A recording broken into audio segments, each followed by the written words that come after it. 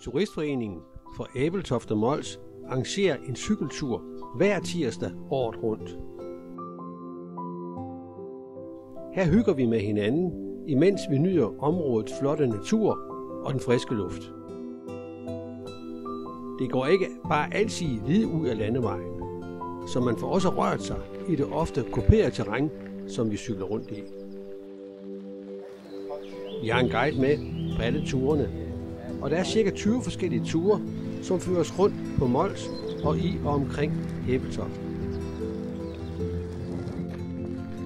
Vi besøger toppen af Mols bjerge, men også mange af de andre kulturspor, som i den grad præger området herude på Syddjurs.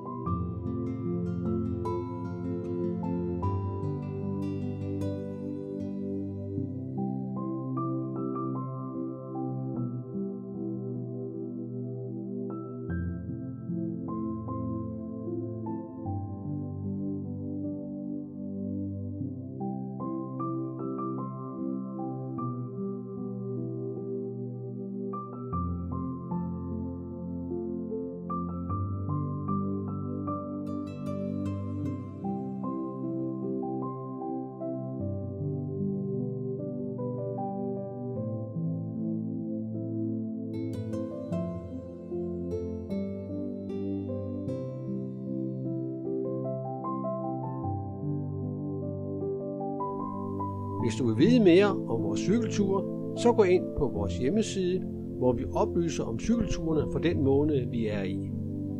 Tag med. Vi venter på dig.